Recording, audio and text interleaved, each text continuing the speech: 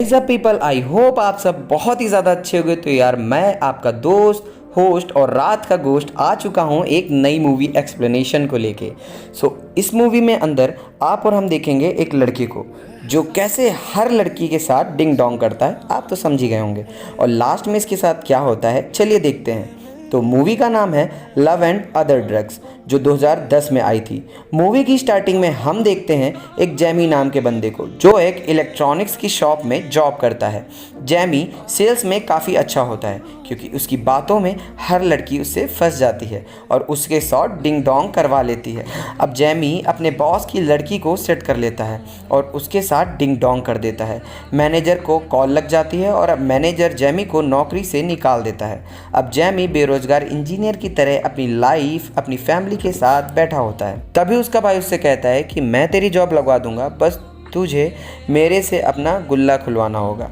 अब जैमी की जॉब एक बंदी से कंपनी में लग जाती है जहां जैमी मेडिसिन बेचने का काम करता है। इस काम में जैमी को बड़े बड़े डॉक्टर से बात करनी और अपनी दवाई बेचनी होती है। अब जैमी यहाँ पे एक सेक्सी सी लड़की को पटा लेता है और ज़बरदस्त खुदाई करता है। अब जैमी को बड़ी डॉक्टर से मिलना होता है, इसलिए जैमी उसके हॉस्पिटल में जाता है और वहाँ वो एक लड़की से मिलता है। अब जैमी तो जैमी है, लड़की लड़की लड़की और सिर्फ लड़कियों से मिलता है, जिसका नाम मैगी होता है। मैगी डॉक्टर से अपनी बीमारी का इलाज करवा रही होती है क्योंकि मैगी को ऐसी बीमारी होती है जिससे बहुत ही जल्दी उसका शरीर काम करना बंद कर देता है और मतलब काइंड ऑफ सबकॉन्शियस हो जाता है। अब यहाँ मैगी अपने मौसमी खोल कर डॉक्टर को दिखाती है। मौसमी तो आप समझ ही गए होंगे और कहती है कि डॉक्टर मेरे मौसमी पर कुछ निशान है।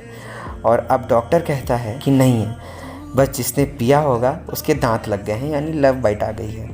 अब जैमी मैगी को देखकर रह नहीं पाता और उसे बार बार मैगी के मौसमी पर नज़र जा रही होती है। अब किसी ना किसी तरह मैगी का नंबर निकाल लेता है और उसे कॉफ़ी पर बुलाता है। और अब यहाँ पर जैमी पूछता है तो देखता है कि मैगी इसी कॉफ़ी में जॉब करती है, मतलब उसी कॉफ़ी शॉप में जॉब करती है। वहाँ वो मैगी को देखकर मदहोश हो जाता है क्योंकि मैगी एकदम से स्वर्ग से आई हुई अप्सरा लग रही थी, जिसे देखकर जैमी तुरंत उसको नंगा करने की सोच लेता है।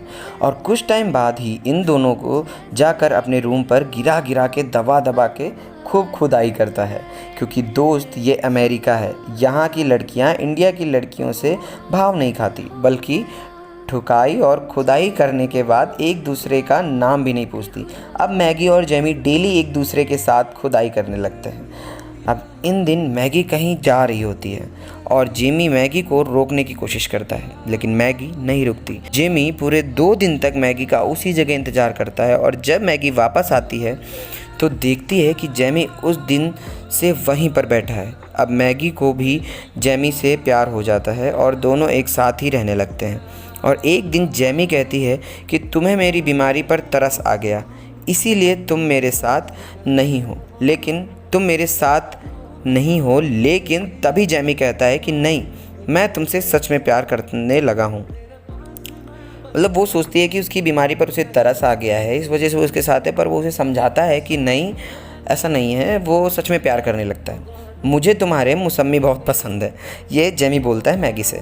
अब जैमी अपने मैनेजर को पार्टी देता है और क्योंकि उसका प्रमोशन हो गया है तो इस पार्टी में कई सेक्सी लड़कियां भी होती हैं।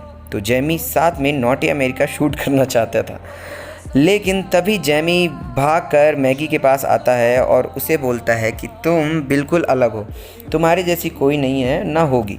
मुझे ज़िंदगी भर तुम्हारे साथ ही रहना है। काफ़ी टाइम बीत जाता है और अब मैगी की हालत ख़राब होने लगती है। जैमी उसे हर डॉक्टर को दिखाता है, लेकिन उसकी बीमारी का कोई इलाज नहीं होता।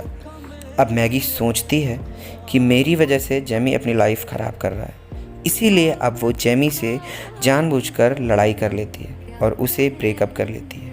अब जैमी और मैगी अलग अलग रहने लगते हैं। तभी जैमी को पता चलता है कि उसको टोक्यो में जॉब मिल गई है। जैमी टोक्यो जाने की काफ़ी सालों से प्लान कर रहा था, लेकिन उसे क्या पता था कि ज़िंदगी का प्लान कुछ अलग ही है। जैमी बार बार मैगी से मिलने की कोशिश करता है, लेकिन मैगी उसे कभी नहीं मिलती।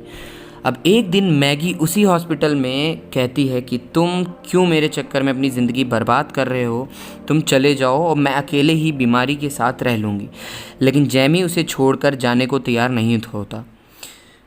अब जैमी अपने घर आकर पैकिंग करने लगता है। वो टेप पाता है जिसमें मैगी ने उसके लिए एक वीडियो रिकॉर्ड की, जिसमें मैगी कहती है कि तुम्हारे साथ बिताया हुआ हर एक बतासे खा बहुत ही खास याद तुम्हारा भाई आ गया। हम लोग गुप्ता के यहाँ बतासे खा रहे थे, फॉरेन की चीजें, लेकिन चलिए तुम्हारा भाई आ गया था। अब जैमी तुरंत मैगी के पास भाग कर जाता है, फॉरेन की चीजें, लेकिन चलिए जैमी को मैगी नहीं, जैमी तुरंत मैगी के पास यहाँ कर जाता है, लेकिन जैमी को मैगी के बारे में, क्योंकि उसके यहाँ कर रहा था, जब जैमी मैगी के बारे में पता कर रहा था जिसे वो एक बस से कहीं दूर जा रही होती है। अब जैमी भी उस बस का पीछा करने लगता है और काफ़ी दूर जाने के बाद उस बस के आगे इमरान हाशमी के जन्नत वाली स्टाइल में कार रोकने की कोशिश करता है और मैगी को बुलाकर कहता है कि मैं तुम्हारे साथ ही रहूँगा, चाहे तुम्हें कुछ भी हो जाए। मैं ज़िंदगी भर तुम्हारा साथ नहीं छोड़ूंगा क्योंकि तुम्हारे मौसमी मुझे रसीले लगते हैं।